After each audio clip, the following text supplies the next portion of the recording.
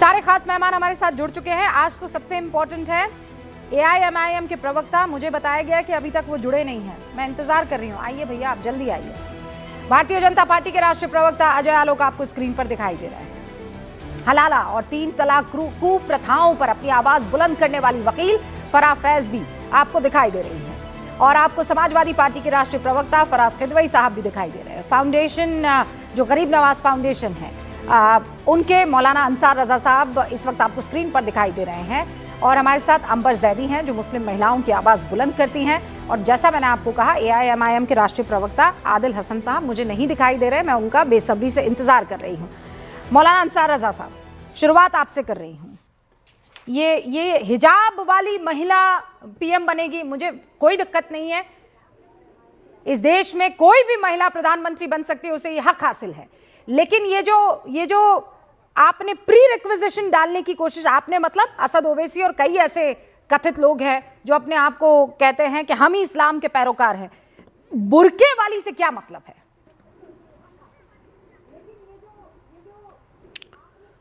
रूबिका जी, देखिए,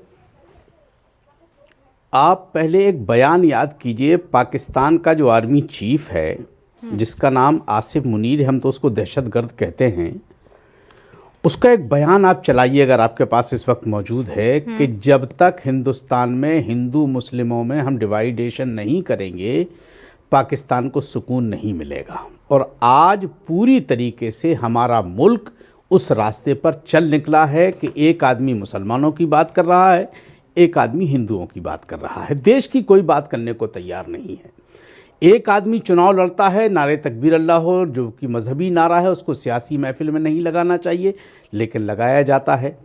एक पार्टी उठती है, वो जय श्री राम, जो प्रभु श्री राम का पवित्र नाम है, उसको राजनीतिक तरीके से इस्तेमाल किया जाता है।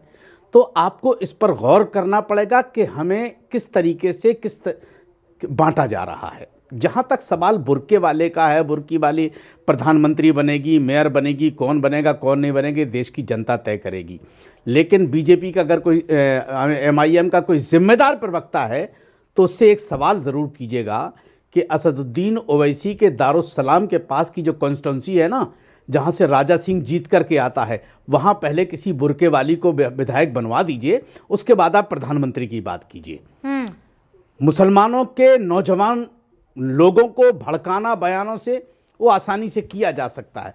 चूँकि हिंदुस्तान मजहबी मुल्क है, हर आदमी को अपने अपने मजहब पर आज़ादी है जीने की, तो यहाँ लोग उस तरीके से भड़क जाते हैं और उसको बसा लेते, चूंकि वो अपने धर्म की बेइज्जती नहीं चाहते हैं। हिंदुस्तान मजहबी कहाँ, वो तो मैं क्या कह रहा हूँ, दोनों तरफ से मजहब लोकतांत्रिक है, लेकिन मजहब की आज़ादी है। मजहब की आज़ादी है, मजहब की आज़ादी है आपको। तो मेरे कहने का मतलब ये है कि ये इस तरह की बातों, मैं ये कह रही हूँ मौलाना मनमर्जी की नहीं, जो संविधान इजाजत देता है उतनी, जो संविधान इजाजत देता है उतनी आजादी आपने ये बात तो सही पकड़ ली। मैं उसी की बात कर रहा हूँ। ये जो चालाकी चल रही है, आप मुझे ये बताइए ना, ये क्या तरीका है? वहाँ ईरान में महिलाएं अलग ही रास्ते पर चल रही हैं और ये हमें पीछे की तरफ धकेलने की क्या साजिश है? मतलब क्या बताना चाह रहे हैं तमाम मुसलमानों को कि बुर्के वाली ही पीएम बनेगी, सीएम बनेगी? अभी देखिए, अभी क्या है, अभी इलेक्शन का माहौल है महाराष्ट्र का, अभी इस तरह के बयान और आएंगे। अभी जैसे आपने बिहार के चुनाव में भी देखा था, अब फिर बंगाल का चुनाव आएगा तो नई नई चीज़ें भी उसमें भी आएंगी। और फिर उत्तर प्रदेश सबसे अहम मुल्क है, अहम सूबा है, तो जहाँ से सबकी जो है वो सांसें अटकी हुई हैं। मौलाना साहब, फिर इसमें तो ये आएगा, अभी आएगा उत्तर प्रदेश में। मुझे नहीं, मुसलमानों का बड़ा दुश्मन फिर कौन हुआ? आप लोग तो फिर दुश्मन ऐसे ऐसे देखते ना, कौन हुआ बड़ा दुश्मन, कौन हुआ? मैं क्या कह रहा हूं आपसे, देखिए, मुसलमानों से दुश्मनी सबने निभाई है और जब तक हमारा रब चाहेगा हमारा कोई बाल बीका नहीं कर पाएगा। हम अपने मुल्क में, भारत में, हिंदुस्तान में बहुत सुकून से रहते हैं, बहुत मोहब्बत से रहते हैं और हमें नाज है, हमें फख्र है कि हम अपने भारत में रहते हैं। और हमें हर तरीके से खाने की, पीने की, उठने की, बैठने की आज़ादी है। सर, उसके लिए देखिए मौलाना साहब, मैं बहुत प्रैक्टिकल लड़की हूँ, उसके लिए आपको देश के संविधान को थैंक यू कहना होगा। ठीक है, अल्लाह को मानने सलाम करता हूं संविधान अल्लाह को मानने वाले तो माशाअल्लाह से दुनिया में बहुत से मुल्कों में रह रहे हैं, लेकिन जो आज़ादी मुसलमानों को यहाँ पर है वो इसलिए नहीं है कि वो इस्लाम फॉलो कर रहे हैं, वो इसलिए है क्योंकि ये वतन उनको संविधान की आजादी देता है, संविधान उनको ये आजादी देता है। अब मैं आती हूं, आदिल हसन हमारे साथ जुड़ चुके हैं। आदिल भाई, क्या बुर्के वाली पीएम बनेगी? क्यों? वालेकुम अस्सलाम व रहमतुल्लाहि व बरकातुहू। कि बुर्के वाली पीएम बनेगी और बगैर बुर्के वाली क्या करेगी? रोटियां पकाएगी?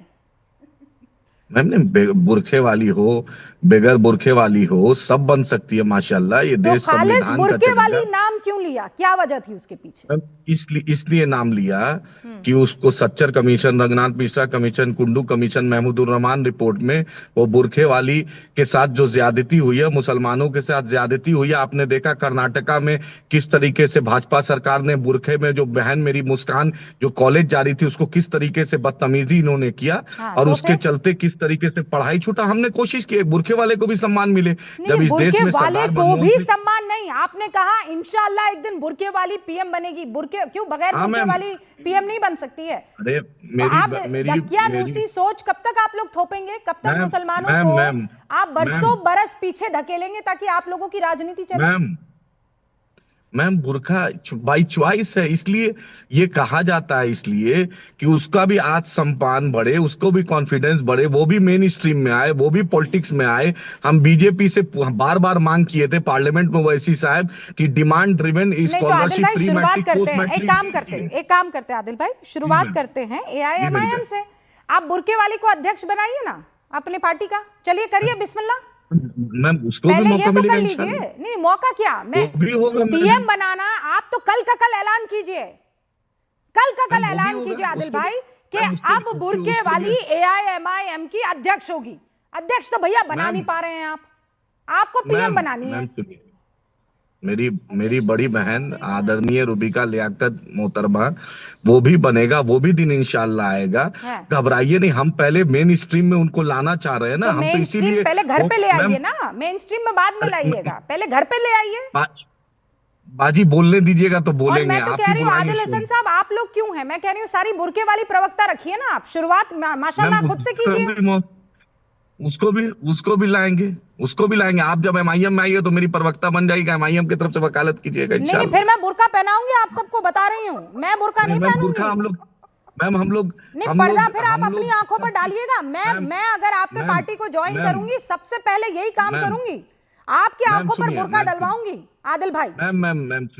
मैम सुनिए, रूबिका जी, हम चाहते, इसका मतलब ये है कि हर तबके के लोग हिस्सेदारी लें इस देश में। दलित हो, पिछड़ा हो, अति पिछड़ा हो, महिलाएं हो, बुरखे वाली हो, सीमांचल का कोई लाल हो, कोई आदिवासी भाई हो, वो भी हिस्सेदारी ले, वो भी प्रधानमंत्री बने। इसका मतलब वो हम भी चाहते हैं कि मायावती जिस तरीके से आगे बढ़ी थी, चाहते थे दलित प्रधानमंत्री बने। मैं जानती हूँ, मैं पॉजिटिव, मुझे तो बड़ी खुशी होती है अगर आपकी तरफ से कहा जाता कि कलमा गो लड़की कल को प्रधानमंत्री बन सकती है, लेकिन आपने जानबूझकर बुरके वाली सोच का जिक्र किया है और इसीलिए रुकिए, फराजी यहाँ पर मौजूद है। क्यों फराजी? नहीं मैम, अब ये कह देते कलमा को बोलते तो मीडिया अलग चलाता है। कह देते कि फराजी आप बनेंगी प्रधानमंत्री, मुख्यमंत्री।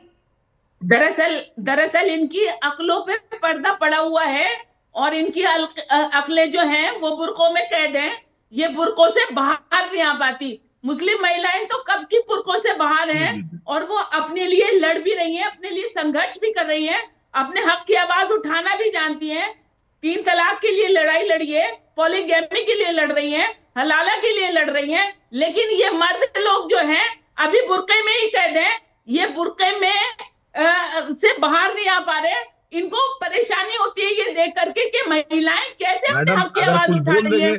अगर कुछ बोल देंगे वकील साहिबा तो बहुत मिर्ची लग जाएगा, इसलिए अल्लाह के वास्ते हद में बोलिए। हम किस तरह से बुरकों में कैद करके इनको घर पे लग जाएगा आपको। अरे जो पार्षद आपको कुछ बोल देंगे तो बहुत मिर्ची लग जाएगा, याद रखिए। नहीं मेरे मिर्ची नहीं लगती, मिर्ची तो आपके लगी हुई है, बहुत मिर्ची लग जाएगी, समझे? उतना ही बोलिए जितना हाथ में रखे बोलिए, तहजीब के दायरे में बोलिए। मैं तो पलट के ऐसा जवाब देना जानता हूँ, जान लीजिए। तहजीब के दायरे में बोलिए मैडम, वकील है, तहजीब के दायरे में बोलिए, तहजीब के दायरे में बोलिए, याद रखिएगा। अगर जानती नहीं है तो मत बोलिए, बिना जाने मत बोलिए। बात कीजिए, वो आप बात नहीं करेंगे, आपको जानकारी है बात करेंगे बुरकों की। अरे अच्छा, बहुत अच्छी बात है कि कम से कम आपके दिमाग पे। एक सेकंड आदिल हसन, कायदे में आप किसी महिला से ऐसे बात नहीं कर सकते हैं। अभी आ रहे थे आप कि मुस्लिम महिलाओं की आप आवाज बुलंद करेंगे। क्या बोलिए, किस तरीके से बोली? क्या बोली वो? हलाला और ये और वो। हाँ, क्या अरे हलाला होता नहीं है क्या? आदिल भाई, आज आपने अपने आप की अपनी असलियत आपने बता दी है। कैसे बात कर रहे हैं आप उस महिला से? कैसे बात कर रहे हैं आप उस महिला से? अब मैं बताती हूँ आपको क्यों चाहिए बुर्के वाली। क्योंकि आपके इशारे पर चले। आपको कठपुतली चाहिए, आपको जी हुजूरी करने वाली महिला चाहिए, और इसीलिए आप चाहते नहीं। आदिल भाई, यही हरकत थी आपकी। क्या मतलब कि आपको मिर्ची लग जाएगी? और कायदे से बोलिए, क्या बोला है फराह बहन ने ऐसा कि आपको मिर्ची लग गई? मुझे ये बताइए। रूबिका मैम सुनिए, अकबर ओवैसी साहब 6000 बच्चियों को फ्री में तालीम देते हैं। अकबर ओवैसी साहब क्या करते हैं क्या नहीं करते हैं उस पर बहस नहीं कर रही हूँ मैं। असद ओवैसी साहब क्या करते हैं नहीं करते, मैं उस पर बहस करने नहीं आई हूँ। करते हैं, बहुत अच्छा काम करते हैं, और नहीं करते तो करना चाहिए उनको। आपने जो अभी किया है, आपने क्या बताने की कोशिश की? एक महिला से, एक मुस्लिम महिला से आपने कैसे बात की है? कैसे बात की है? क्या लगती नहीं, क्या लग रही है वो? आपने कॉन्ट्रैक्ट पर साइन किया हुआ है कि आप जैसा चाहेंगे वैसा बात कर लेंगे, और वो भी आपको अलाउ नहीं करता है। ये जो चाहेंगी ऐसा क्या कहा है फराह फैज ने? मुझे ये बताइए आप। बताती हूँ आपको। फराह साहब ने कहा, फराह मैडम ने कहा कि थोपना चाहते हैं। कौन थोप रहा है? इनको कौन बोल रहा है कि आप बुर्का पहनिए? थोड़ी नहीं बोल रहा है इनको। अरे आप पहनिए नहीं पहनिए, जो करना कीजिए। मेरी बहन मेरी बेटी पहन रही है, इनको क्यों दिक्कत हो रहा है? मेरी बेटी मेरी बहन पढ़ रही है, मेरी बेटी जबरदस्ती पिना कर मेरी बेटी मेरी बहन, ये जबरदस्ती की थोपी गई प्रथा को आप यहाँ ना लाएं। ये देखिए, ये कौन है? जानते हैं इनको? आदिल, कौन है ये? बताइए। जानते हैं, तमिल आप इनको सुप्रीम कोर्ट जानते की जज है। हाँ, कौन है ये? जानते हैं हम लोग। क्या नाम है इनका?